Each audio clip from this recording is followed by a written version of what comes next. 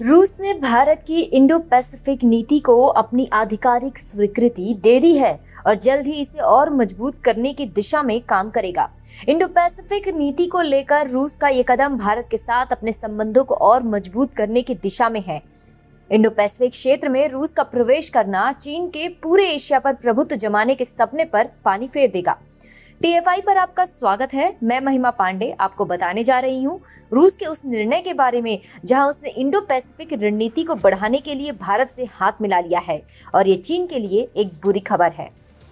भारत और रूस की निकटता दशकों से सर्वविदित है। परिस्थितियां कैसी भी हो, परंतु दोनों देशों के संबंधों में कभी किसी प्रकार की कड़वाहट नहीं आई है। अब इसे एक कदम आगे ले जाते हुए रूस ने भारत की इंडो पैसिफिक नीति को अपनी आधिकारिक स्वीकृति दे दी है और जल्द ही इस विषय पर बात आगे बढ़ाने की आशंका जताई जा रही है।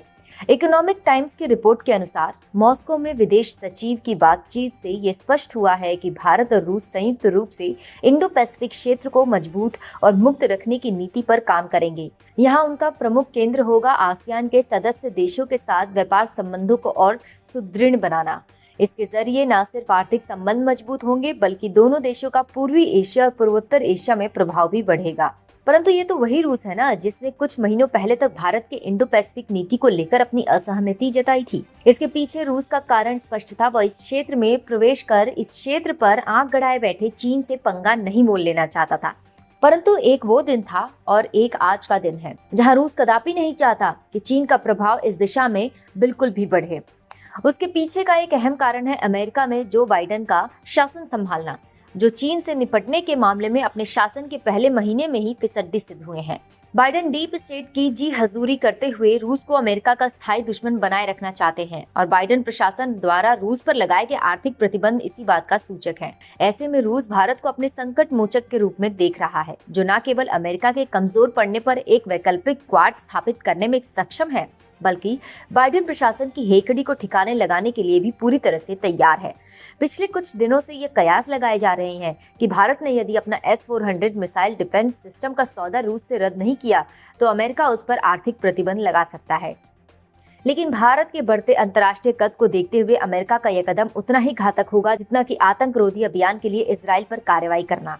अब भारत रूस आधारित इंडो पैसिफिक नीति की संरचना की दिशा में कैसे आगे बढ़ सकता है, इसके संकेत स्वयं विदेश सचिव हर्षवर्धन श्रिंगला ने दिए हैं, जिनके अनुसार भारत और रूस के बीच इंडो पैसिफिक क्षेत्र में साझेदारी की बात किए बिना कोई बात आगे ही नहीं बढ़ सकती और इसी दिशा में काम करने के लिए भारत प्रयासरत है। हर्षवर्धन श्रिंगला के अनुसार इस वर्ष में रूस के साथ अपनी साझेदारी मजबूत करने की दिशा में हम काम कर रहे हैं। इसके साथ ही हम चाहते हैं कि इस अभियान में हमारे आसियान के मित्र, दक्षिण पूर्वी एशिया के मित्र देश भी हमारे साथ जुड़े। हमारी दृष्टि से ये साझेदारी भारत महासागर और प्रशांत महासागर के अनंत स्वरूप का प्रतीक रहेगा, जहां लोग निसंकोच किसी के साथ भी व्यापार करने के लिए स्वतंत्र होंगे। ऐसे में ये कहना गलत नहीं होगा कि रूस की आर्थिक और सामरिक आवश्यकताओं ने उसे भारत की इंडो पैसिफिक नीति स्वीकारने के लिए बाध्य किया है।